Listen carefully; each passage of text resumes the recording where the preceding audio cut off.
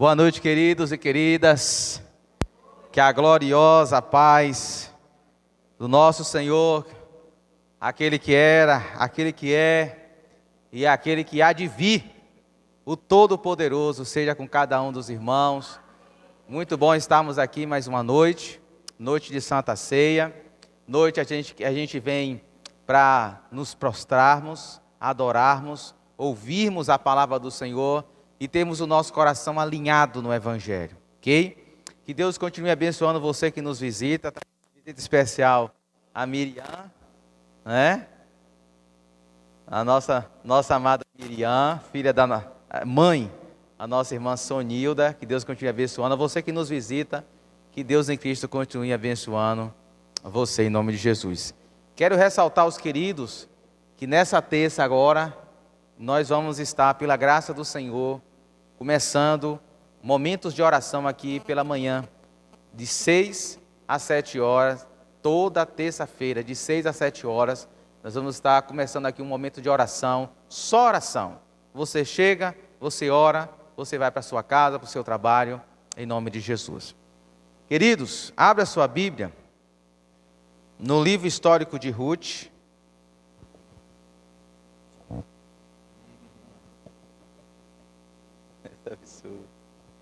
Mandava uma bênção de Jesus. Nós estamos com a série de mensagens baseada no livro histórico de Ruth. O título da nossa série é Ruth, uma mulher surpreendida pela graça. Lição de casa que nós passamos semana passada. Leia o livro de Ruth. Sente em volta da mesa com sua família e leia o livro de Ruth. Ok? Junto com sua família. Pedir ao nosso irmão Jacques, por gentileza, desligar-se aqui o varão. Ruth capítulo 1, versos 6 ao 22. Estou lendo Ruth capítulo 1, versos 6 a 22. Obrigado, querido. Na versão NVI. Vamos lá? Quando Noemi soube em Moabe que o Senhor viera em auxílio do seu povo, dando-lhe alimento, decidiu voltar com suas 2 noras para a sua terra. Verso 7. Assim ela, com as 2 noras, partiu do lugar onde tinha morado. Enquanto voltavam para a terra de Judá, disse-lhes Noemi: Vão, retornem para a casa de suas mães, que o Senhor seja leal com vocês, como vocês foram leais com os falecidos e comigo. O Senhor conceda que cada uma de vocês encontre segurança no lar do outro marido. Então deu-lhes beijo de despedida, mas elas começaram a chorar alto. E lhe disseram: Não, voltaremos com você para junto de seu povo. Verso 11. Disse, porém, Noemi: Voltem, minhas filhas, porque viriam comigo. Poderia eu ainda ter filhos que viessem a ser seus maridos? Voltem, minhas filhas, vão. Estou velha demais para ter outro marido. E mesmo que eu pensasse que ainda há esperança para mim, ainda que eu me casasse esta noite e depois desse à luz filhos, iriam vocês esperar até que eles crescessem? Ficariam sem se casar à espera deles? De jeito nenhum, minhas filhas. Para mim é mais amargo do que para vocês, pois a mão do Senhor voltou-se contra mim. Verso 14. Elas então começaram a chorar alto de novo. Depois Orfa deu um beijo de despedida em sua sogra, mas Ruth ficou com ela. Então Noemi a aconselhou: Veja, a sua concunhada está voltando para o seu povo e para o seu Deus, volte com ela. Ruth, porém, respondeu: Não insista comigo que te deixe, e que não mais te acompanhe. Aonde fores irei, onde ficares ficarei, o teu povo será o meu povo, e o teu Deus será o meu Deus. Onde morreres, morrerei, e ali serei sepultada. Que o Senhor me castigue com todo o rigor, se outra coisa que não a morte me separar de ti. Quando Noemi viu que Ruth estava de fato decidida a acompanhá-la, não insistiu mais. Prosseguiram, pois, as duas até Belém. Ali chegando, todo o povo ficou alvoroçado por causa delas. Será que é Noemi? Perguntavam as mulheres. Mas ela respondeu: Não me chame Noemi. Melhor que me chamem de Mara, pois o Todo-Poderoso tornou minha vida muito amarga. de mãos cheias eu parti, mas de mãos vazias o Senhor me trouxe de volta. Por que me chamam Noemi? O Senhor colocou-se contra mim, o Todo-Poderoso me trouxe desgraça. Foi assim que Noemi voltou das terras de Moabe com sua nora Ruth, a moabita. Elas chegaram a Belém no início da colheita de cevada. Amém? Podem se assentar em nome de Jesus. Para você que está aqui hoje nesta noite, acompanhando talvez seja a primeira mensagem que você acompanha dessa série, nós estamos falando desse livro, o livro de Ruth, e esse livro, ele se dá no período de Juízes, capítulo 1, verso 1 de Ruth fala isso, que é um período que compreende a morte de Josué até a coroação do rei Saul, primeiro rei de Israel. Dá um período mais ou menos aí de 300 anos o período dos juízes. E a história de Ruth se dá justamente nesse período. Nós vimos na semana passada que a cultura de juízes, os 300 anos daquele período, poderia ser resumida em um princípio, ou em uma frase, ou em um versículo. Juízes capítulo 17, verso 6, ou Juízes 21, verso 5, diz que naquela época não havia rei em Israel, e cada um fazia o que lhe parecia certo. Não tinha um direcionamento. Se não há um direcionamento, se não há ordem, se não há uma liderança, então o que reina é a desordem, o caos, a anarquia. E de fato, o período de juízes vai ser 300 anos de ciclos de crise. E semana passada, a gente falou do ciclo de crise, que é um ciclo de crise que começa com um povo que quebra a aliança com Deus, quando eles começam a adorar outros deuses, os ídolos. E aí então Deus, para chamar a atenção do povo, para dizer para o povo que alguma coisa estava errada com aquela idolatria, Deus permitia alguma crise. Deus permitia algum desconforto, alguma adversidade, sempre. E aquela adversidade fazia com que o povo se movesse no terceiro movimento da crise, que era o arrependimento. O povo começava a clamar a Deus, arrependido pelos seus pecados. E aí então Deus, sensível ao clamor do povo, ao arrependimento do povo, levantava um juiz, que era um líder, homem ou mulher, que era usado por Deus para libertar o povo daquela crise, para trazer ordem àquela crise. E aí então Deus levantava esse juiz, o juiz batalhava, era um líder militar, e ele então conquistava os inimigos de Israel, e a ordem reinava. E o povo vivia na presença de Deus até a vida daquele juiz. Quando aquele juiz morria, voltava-se tudo de novo. São 300 anos assim. E a história de Ruth está se dando nesse período. E semana passada a gente viu, à luz de Ruth, capítulo 1, versos de 1 a 5, que diante dessa crise que se instala no período aqui da história de Ruth, que é a fome em Belém, a cidade de Ruth, ou melhor, a cidade de Elimeleque, de Noemi. Nesse período, o texto diz que uma família encabeçada por Elimeleque decide tomar uma decisão autônoma e independente e sair das terras prometidas e ir para a terra de Moabe. E na semana passada a gente viu que nas dificuldades da vida devemos ser fiéis ao que Deus nos manda fazer. E não foi aquilo que Elimeleque fez, e grandes consequências veio sobre a sua família. Ele morre, e os seus 2 filhos morrem com ele, deixando 3 viúvas, 3 mulheres viúvas, as quais a gente leu nesse período. E hoje nós vamos ver que depois de um período de 10 anos de fome, o Senhor diz, Ruth capítulo 1, verso 6, vem em auxílio do seu povo. Deus se manifesta em auxílio do seu povo, trazendo alimento. E que essa manifestação da bondade de Deus é um convite para que o seu povo viva em completa confiança e dependência de Deus. Em resumo, nessa noite nós vamos ver que a bondade divina é um convite para vivermos em plena dependência de Deus. Vou repetir, a bondade divina é um convite para vivermos em plena dependência de Deus. Eu gostaria de caminhar com vocês baseado nesse resumo em dois movimentos. No primeiro lugar, eu queria pensar com vocês que a bondade divina é um convite para abandonarmos nossa lógica vazia. Os versos 6, verso 7 e verso 8, por gentileza, diz o seguinte: quando Noemi soube em Moabe que o Senhor viera em auxílio do seu povo, dando-lhe alimento, decidiu voltar com suas 2 noras para a sua terra. Assim ela, com suas 2 noras, partiu do lugar onde tinha morado.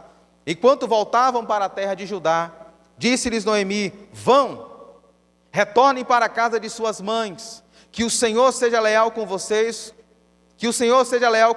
como vocês foram leais com os falecidos e comigo.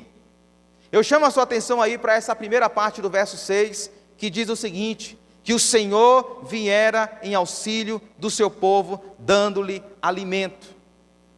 Logo no início da narrativa, no verso 6, o autor chama em destaque que Deus, em meio à crise daquele povo, Deus se moveu de forma bondosa.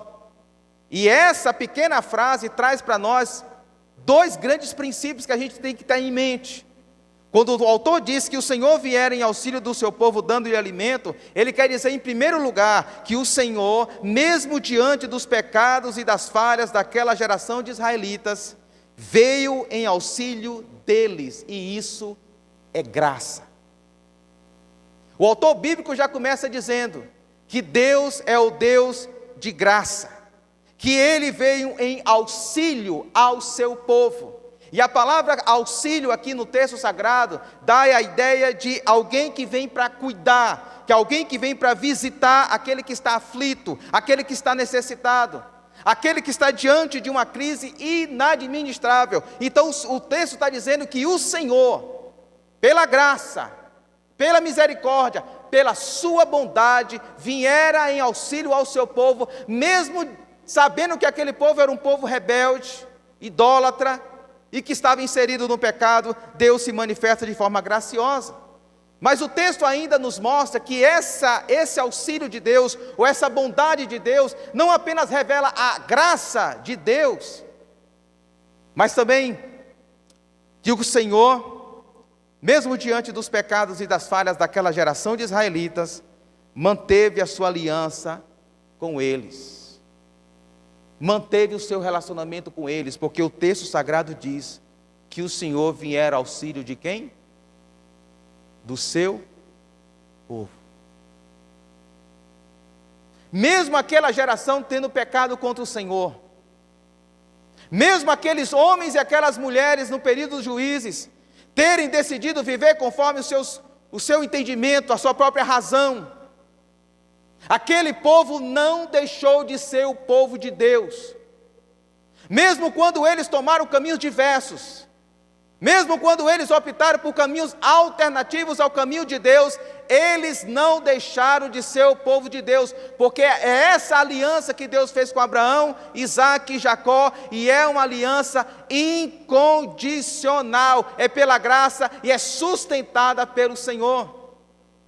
Então o autor coloca logo para a gente o quão bondoso Deus é, o quão gracioso Deus é, que sustenta a aliança apesar das nossas falhas, que se manifesta de maneira bondosa e vem ao auxílio do seu povo, apesar dos nossos erros e das nossas falhas. E assim o texto diz, a história continua, que Noemi, quando fica sabendo que o Senhor vier em auxílio do seu povo, ela toma uma decisão: eu vou voltar para Belém.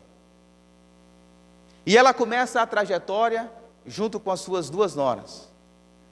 Mas eu chamo a sua atenção para um detalhe, queridos, porque mesmo Noemi, tomando a decisão de voltar, diante da notícia de que o Senhor vier em auxílio do seu povo, de maneira graciosa e sustentada pela aliança do Senhor, Noemi continua raciocinando a vida, ou interpretando a vida, pela mesma lógica do seu marido. Pela mesma lógica que permeava o período dos juízes. Porque mesmo sabendo que Deus vier em auxílio, independentemente das obras, das ações dos israelitas. A postura que Noemi vai assumir aqui nesse enredo vai mostrar que ela continua decidindo, resolvendo a vida, interpretando a vida, raciocinando a vida pela sua lógica vazia. Noemi, assim como nós, gostava de ter o controle da situação em suas mãos. E pessoas que vivem achando que possuem o controle de todas as variáveis da vida em suas mãos, não conseguem perceber que Deus pode surpreendê-las e fazer infinitamente mais do que a nossa mente, do que a nossa lógica vazia consegue pensar, imaginar e conjecturar. Se não vejamos algumas evidências da lógica vazia de Noemi, de como ela continua interpretando a vida e lidando com a vida segundo a sua razão, eu destaco 3 evidências aqui no texto, que mostram que Noemi ainda continua vivendo segundo a lógica vazia do período dos juízes. Em primeiro lugar, eu chamo a sua atenção que Noemi revela uma lógica vazia quando fabrica a sua própria segurança, ou a segurança própria das suas noras. Os versos 7, 8 e 9 diz o seguinte: enquanto voltavam para a terra de Judá, disse-lhes Noemi: vão, retornem para a casa de suas mães, que o Senhor seja leal com vocês, como vocês foram leais com os falecidos e comigo. Detalhe para o verso 9: o Senhor conceda que cada uma de vocês encontre segurança. Aonde? No lar do outro marido. Que vocês possam encontrar segurança no lar do outro marido. A questão aqui envolvida é segurança. A grande pergunta que a gente pode fazer é: mais seguro voltar para Belém de Judá, fazer uma viagem longa para uma terra estrangeira, ou é mais segurança, ou traz mais segurança você permanecer em Moabe, a sua terra natal, junto da sua mãe, que é para onde Noemi está dizendo: ó, voltem para sua mãe, voltem para o seu povo. Com certeza, segundo a lógica humana, é muito mais seguro permanecer em Moabe. É muito mais seguro permanecer na cidade, no território que você conhece, do que num território desconhecido, de uma outra cultura, de outros entendimentos, de um outro povo, completamente diferente do seu. Essa é a racionalização de Noemi. Ela indica: não, eu quero que vocês voltem para Moabe. Não é seguro caminhar comigo para Belém, para ajudar, para uma outra cultura, para um outro povo, para um outro território.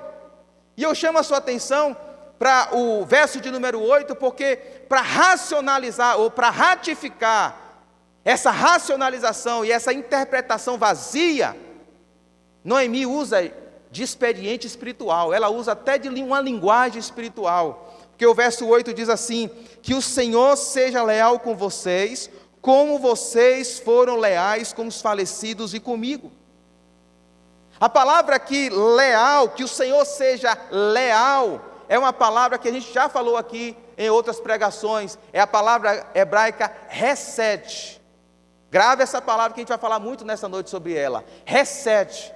E o que é hesed, pastor? Hesed é amor leal, hesed é amor fiel, hesed é amor perseverante, hesed é o amor pactual de Deus para com o povo de Israel.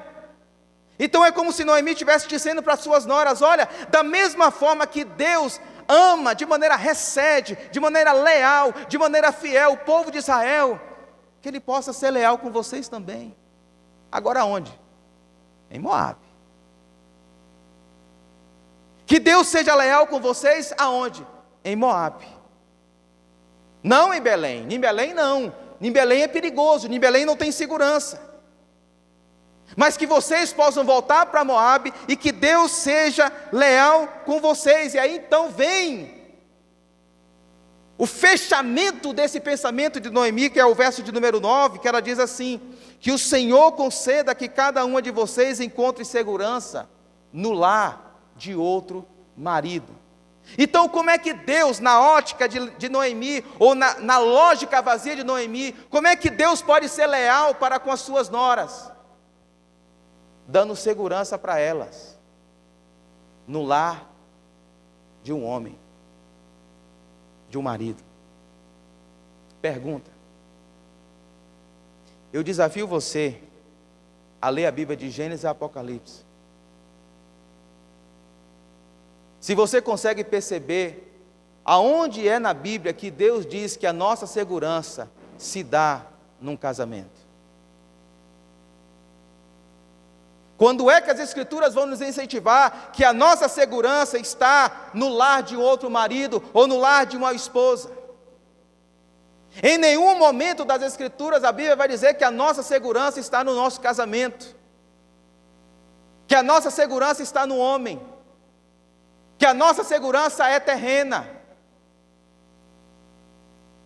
Quando Noemi aconselha suas noras a procurar segurança no lar de outro marido, ela está dizendo o seguinte: olha, fabrique a sua própria segurança e não confie na bondade de Deus. Perceba, meus irmãos, logo no verso 6, ela fica sabendo que Deus vem em auxílio diante do seu povo, para abençoar o seu povo, mas na hora de tomar as decisões, de aconselhar as suas noras, ela aconselha as suas noras a procurar segurança, não no Senhor, mas procurar segurança no lar de outro marido.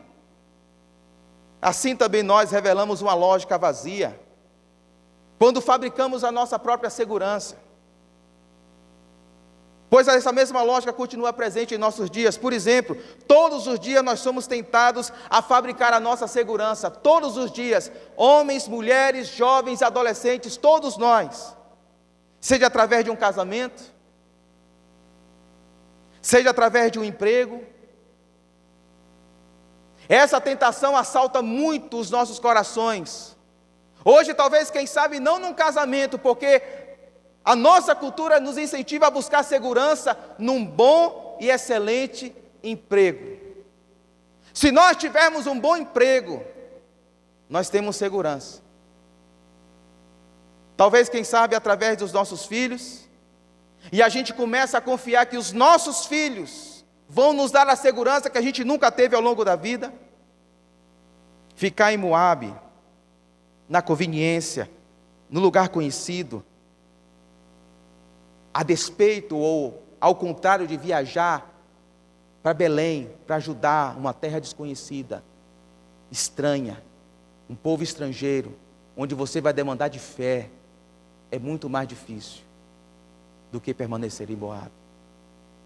A cultura de Juízes diz: vocês devem fazer conforme o que vocês pensam.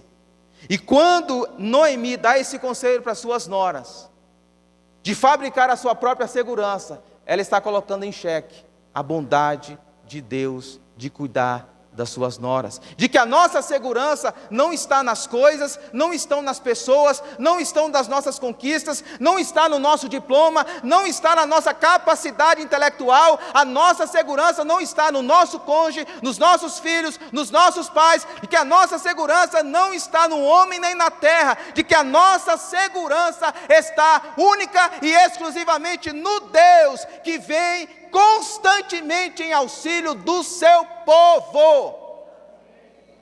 A bondade de Deus nos desafia a abandonarmos a nossa lógica vazia, de fabricarmos a nossa própria segurança. Mas em segundo lugar, Noemi também revela uma lógica vazia, não somente quando busca fabricar a sua própria segurança, mas quando limita a providência de Deus. Veja comigo, queridos, que a história prossegue. E no verso de número 10, se você vai perceber, diante dessa primeira tentativa de convencimento de Noemi, as noras dizem: não, nós não vamos abandonar você. E aí então vem a segunda tentativa de Noemi para tentar convencer e persuadir as suas noras. E agora ela pega mais pesado, porque agora ela vai tentar convencer as suas noras usando uma linguagem afetiva. Ela não chama mais as suas noras de noras, mas chama agora as suas noras de filhas. O verso de número 11 diz assim: Disse, porém, Noemi: voltem, minhas filhas. Por que viriam comigo? Poderia eu ainda ter filhos que viessem a ser seus maridos? De novo, verso 12: voltem, minhas filhas. Vão, estou velha demais para ter outro marido, e mesmo que eu pensasse que ainda há esperança para mim, ainda que eu me casasse esta noite e depois desse à luz filhos, iriam vocês esperar até que eles crescessem? Ficariam sem se casar à espera deles? De jeito nenhum, minhas filhas. Ela usa de uma linguagem afetiva, queridos, para tentar convencer e persuadir suas noras a voltarem para Moabe. E a pergunta que eu fiz no texto aqui: por que que uma pessoa idosa, porque o texto diz que Noemi já é idosa, por que que ela toma a decisão de fazer uma viagem, queridos, de Moabe para Belém, mais ou menos a distância como daqui para Salvador, a pé, sozinha? Por que ela não quer a companhia das noras? Eu li alguns comentaristas, mas nenhum deles me convenceu. E conhecendo bem o coração humano, como o nosso coração é enganoso, eu comentando com Rita, talvez seja isso mesmo. Eu acredito, a leitura que eu faço, é que Noemi quer que as suas noras voltem para Moabe, porque aquelas duas mulheres são sinais de que Noemi e Elimeleque desobedeceram a Deus.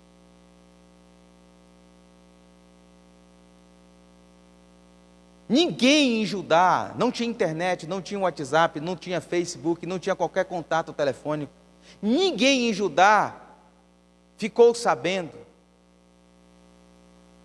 que os dois filhos de Elimeleque, Noemi, Malom e Quilion, casaram-se com moabitas, o que era contrário à palavra de Deus. Se Noemi chegasse sozinha em Judá, ela poderia simplesmente dizer: meu marido morreu, e os meus filhos também morreram. Mas chegar com a moabita, chegar com a estrangeira, ela teria que contar toda a verdade. Porque as mulheres iam perguntar: quem é essa? Da onde veio? Da onde você conhece? E aí então ela dizer: não, essa aqui é Ruth, que casou com Malom, meu falecido filho. Não, essa aqui é Orfa, que casou com Quilion. Mas descartar encobriria o pecado.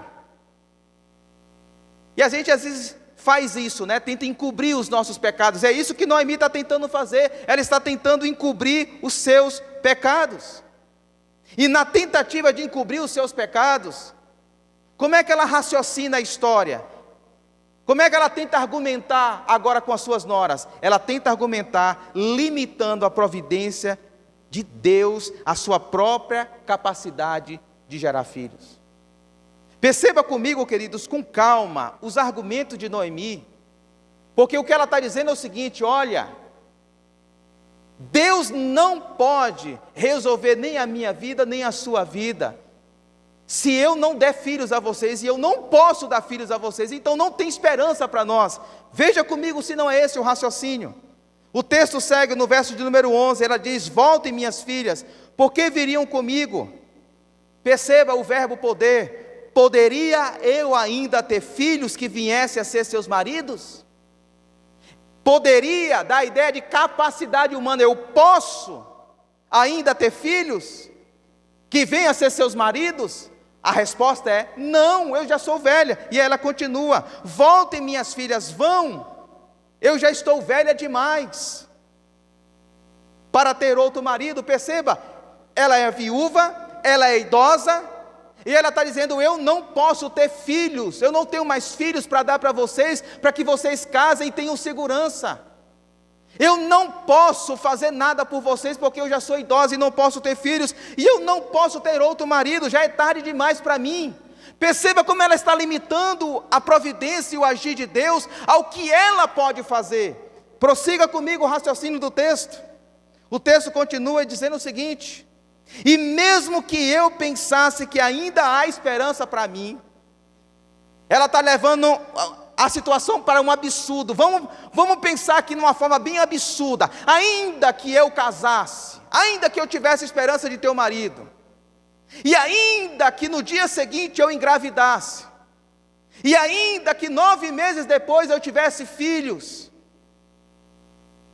vocês esperariam? Vocês teriam paciência para esperar? O que essa mulher está dizendo, meus amados, usando a razão,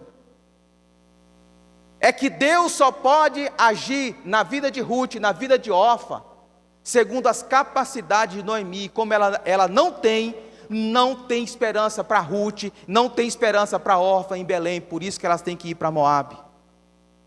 É gente que vive a vida interpretando racionalmente, só faço, só acredito até onde a minha razão consegue ir, até onde eu consigo administrar a situação, até onde eu tenho controle. A partir do momento que eu não tenho controle, Deus não pode agir mais nessa situação. Deixa eu adiantar um pouquinho a história aqui, fazer um spoiler. Como Deus surpreende Noemi, trazendo na vida de Ruth Boaz,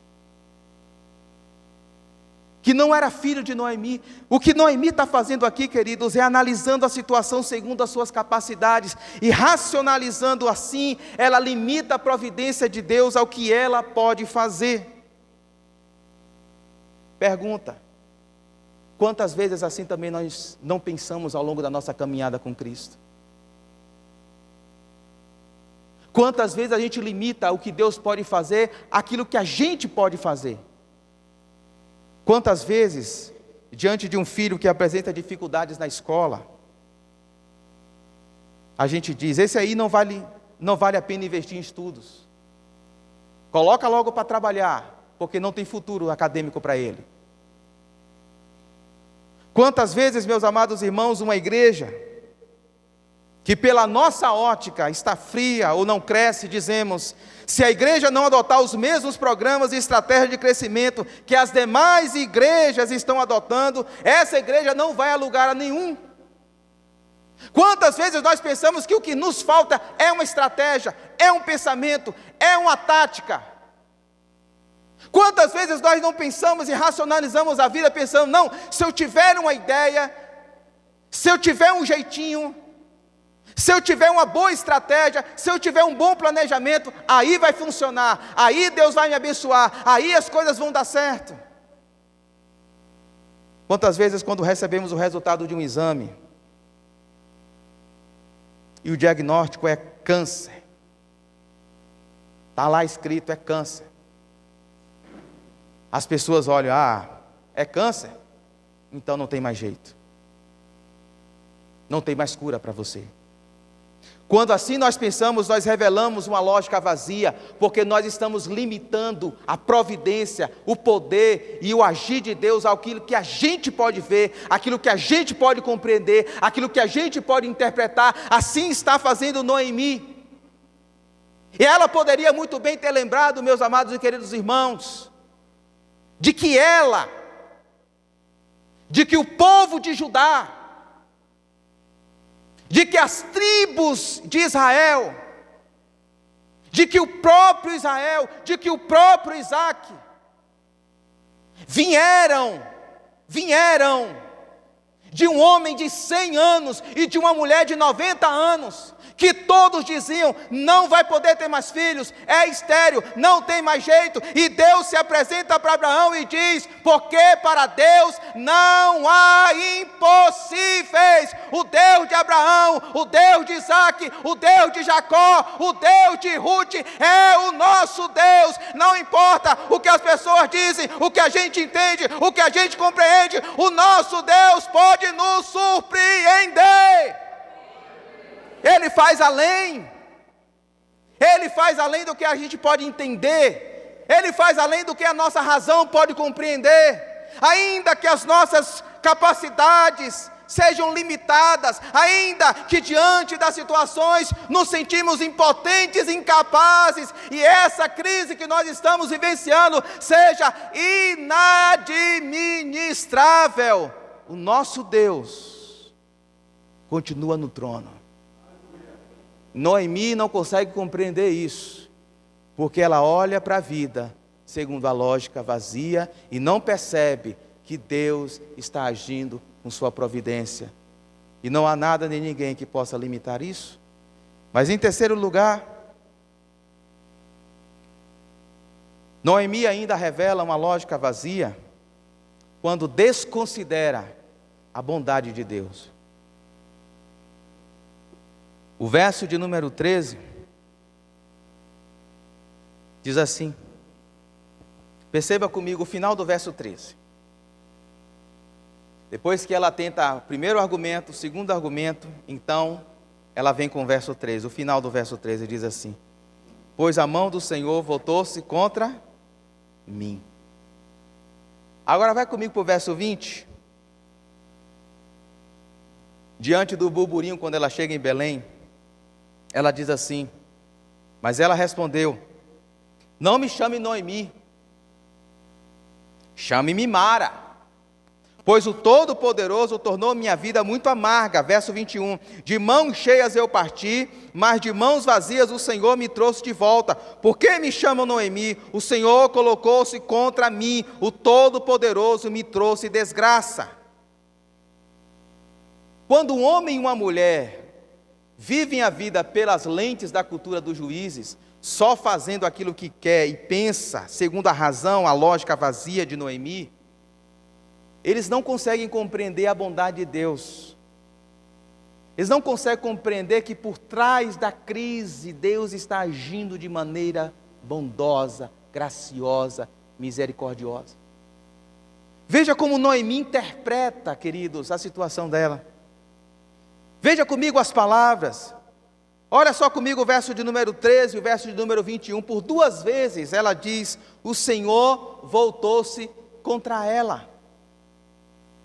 Ela está dizendo para as noras, olha, não me acompanhem não. Não sigam comigo para Belém de Judá não. Sabe por quê? Porque Deus está contra mim.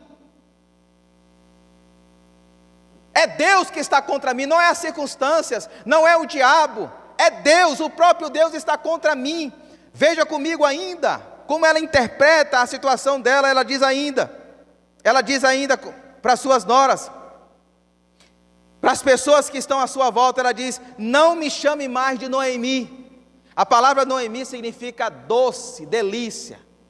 É mais ou menos assim um brigadeiro, é como se Noemi significasse um brigadeiro.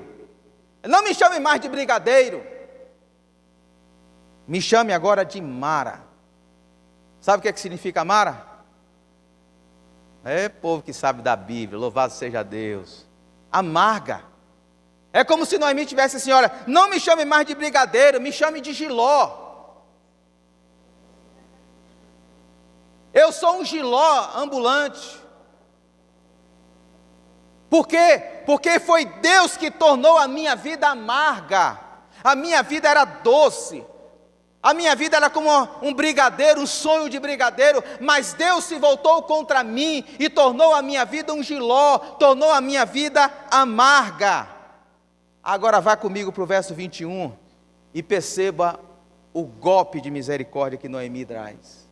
Como ela não consegue perceber a bondade de Deus. Ela diz, de mãos cheias eu parti, mas de mãos vazias o Senhor me trouxe de volta. A grande pergunta, isso ela está entrando em Belém. A grande pergunta que a gente pode fazer é, de mãos vazias? E Ruth?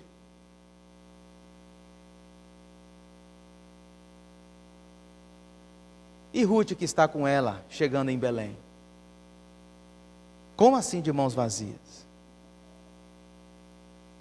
Noemi não consegue perceber que sua nora era o sinal da bondade, da graça, do amor e do cuidado de Deus para com ela. Quando um homem e uma mulher vivem a vida confiando apenas na sua lógica, na sua razão, diante de uma crise que ele não consegue controlar e administrar,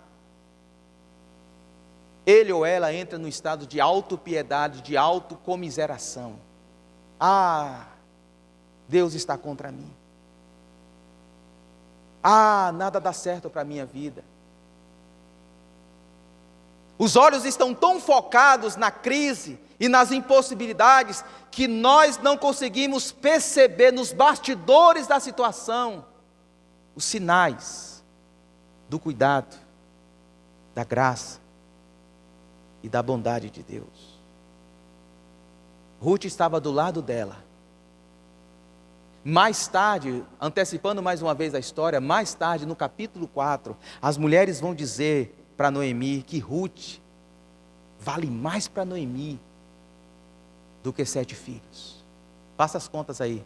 Noemi perdeu quantos filhos? E ganhou quantos? É como se tivesse conta ainda. Está em saldo, né? Vale mais do que 7 filhos. Perceba, meus amados, que Ruth vai ser o instrumento da graça de Deus para restaurar, para reaver, para trazer esperança a Noemi. Mas porque os olhos delas estão tão focados na crise e nas impossibilidades, ela não consegue enxergar a bondade de Deus. Quando pessoas vivem segundo a lógica da cultura de juízes, direcionada apenas pela razão, diante das frutações da vida, elas não conseguem perceber que a todo momento Deus está agindo de maneira graciosa e bondosa.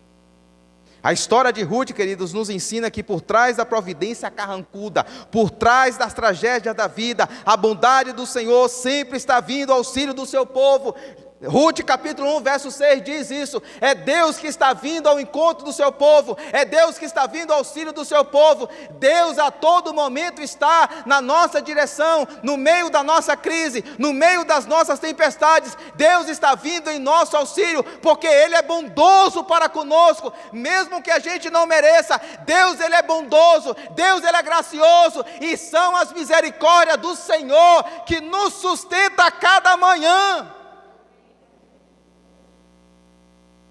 Quando a pessoa vive segundo a lógica de juízes, a lógica vazia, ela não consegue perceber a bondade de Deus. Mas Deus está a todo momento sendo bondoso e trazendo as Ruths para ser bênção para as nossas vidas.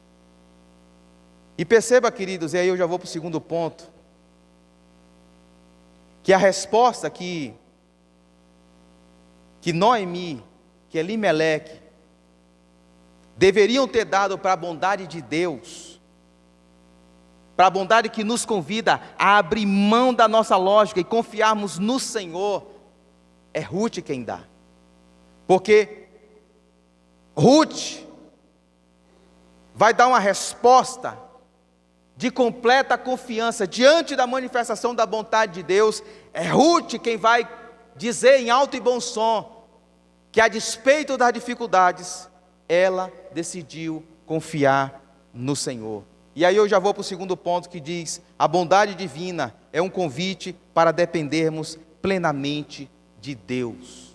A bondade divina é um convite para dependermos plenamente, não de nós mesmos, não da nossa razão, mas de Deus. Leia comigo os versos 16 e 17, que são os versículos talvez mais conhecidos aqui do livro de Ruth.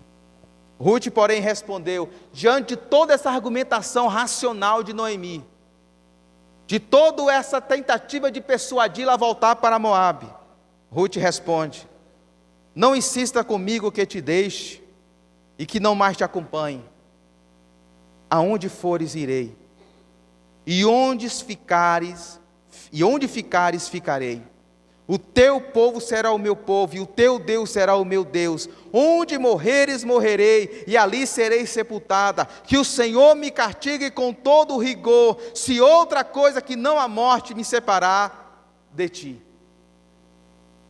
Diante de todo esse cenário que Noemi construiu, de desesperança, de crise, de impossibilidades, que Deus está contra ela, Ruth dá uma resposta que eu e você devemos dar a todo momento diante da ardidura, diante dinâmica da vida, diante dos desafios da vida, uma confiança plena em Deus, no poder, na graça e na bondade de Deus. Porque Ruth vai dizer, meus amados,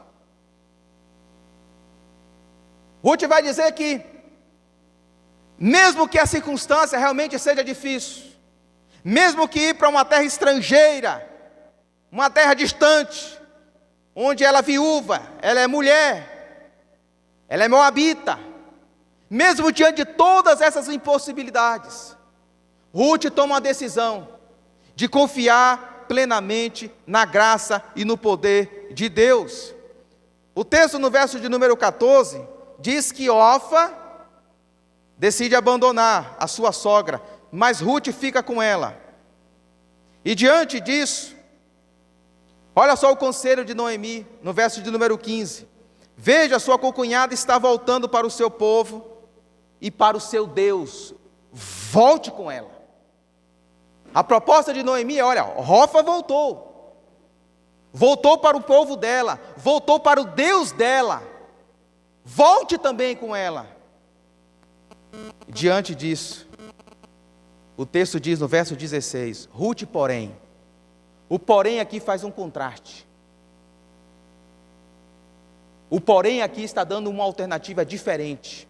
Ruth, porém, respondeu, não insista comigo que te deixe, e que não te acompanhe, pois aonde fores irei, onde ficares ficarei, o teu povo será o meu povo, e o teu Deus será o meu Deus.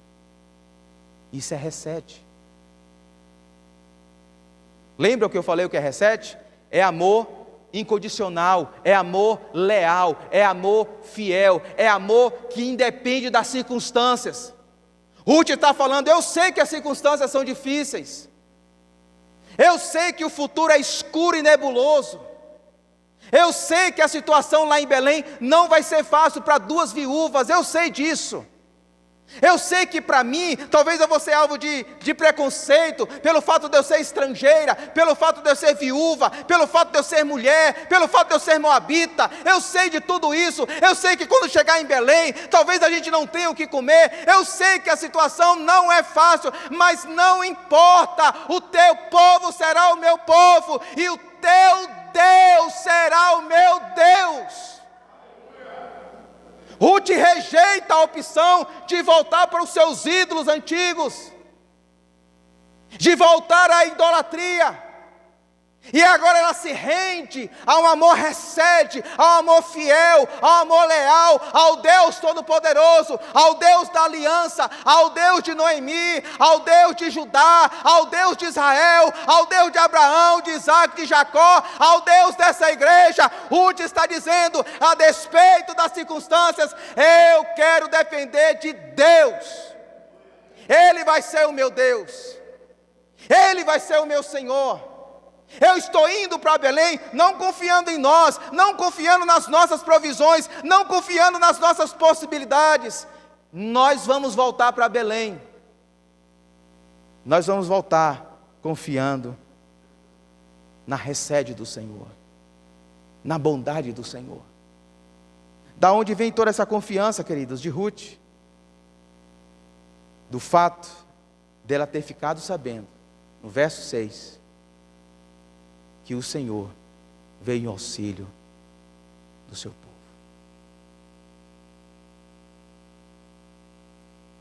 Pelo fato de Deus ser bondoso, a bondade de Deus, ela nos convida.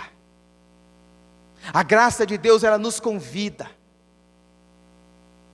a dependermos plenamente dEle. Ruth ficou sabendo no verso 6 que o Senhor viera em auxílio ao seu povo, pela graça e de forma aliança.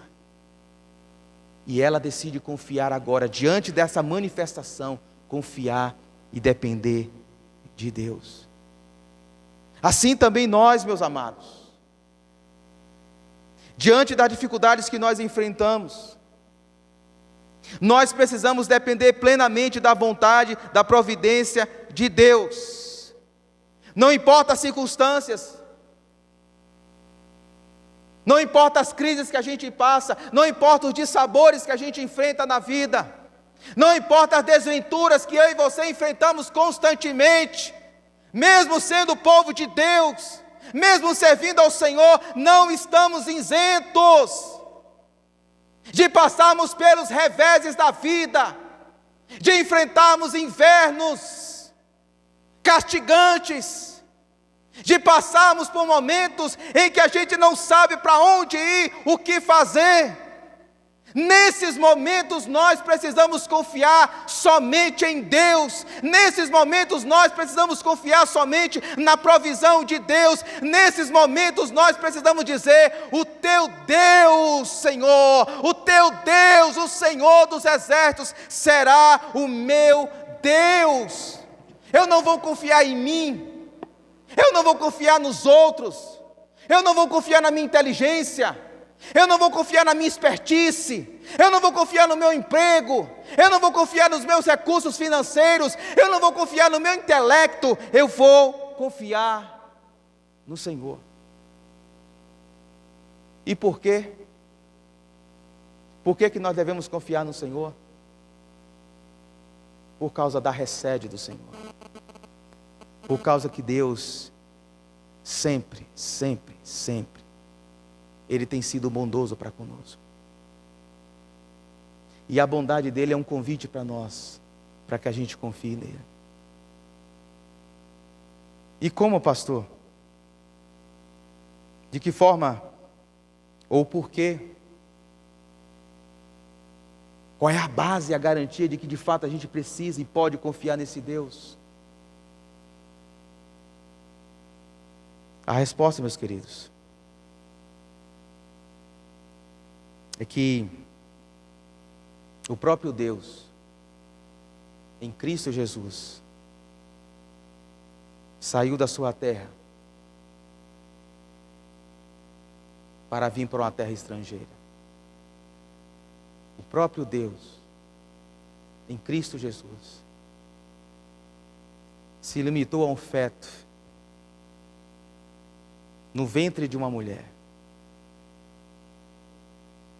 O próprio Deus precisou aprender a andar, aprender a comer.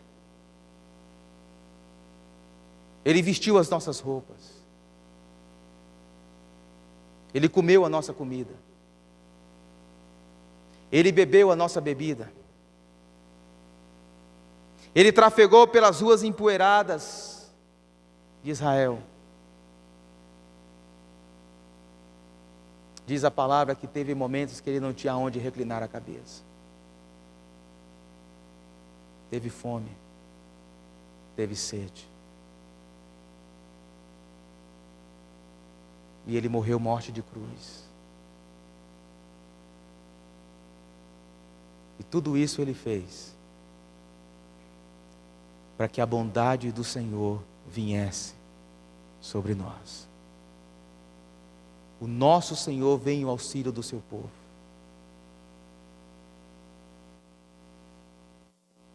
Talvez a gente possa perguntar: qual é a prova que eu tenho que Deus me ama e que Ele é bondoso para comigo?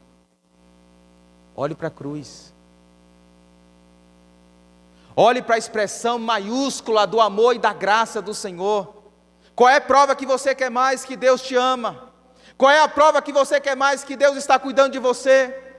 Qual é a prova que você quer mais de que Deus ele tem vindo constantemente em auxílio da sua vida, da sua família, da sua casa, do seu lar, dos seus filhos, do seu cônjuge? Qual é a prova que você quer mais?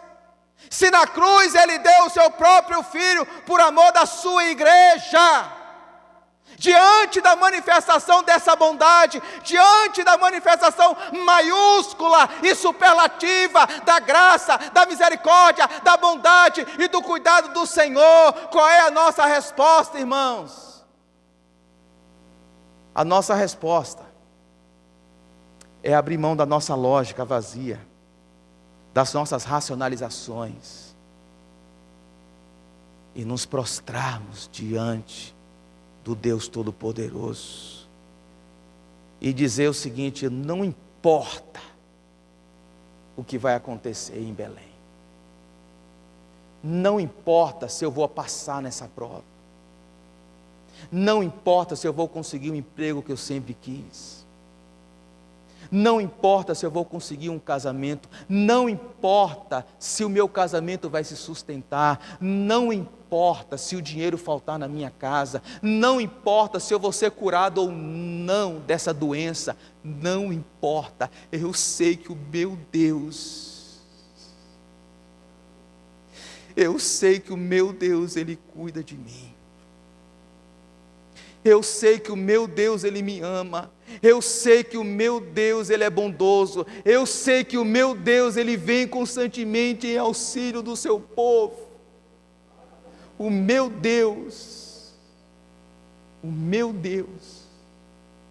não falha. E Ele cuida de mim, Ele cuida do seu povo. Eu quero finalizar com um trecho de uma canção que me impactou muito essa semana. Uma canção de Aline Barros, Jeová Jireh. E a música diz assim: o fogo não me queima, nas águas não vou afundar, pois estás comigo, eu não estou sozinho. Eu estou guardado no esconderijo, eu não estou sozinho, tu estás comigo. Temer por quê? Se eu estou guardado por quem nunca perdeu batalhas. Seu nome, Jeová Jireh, Deus que provê.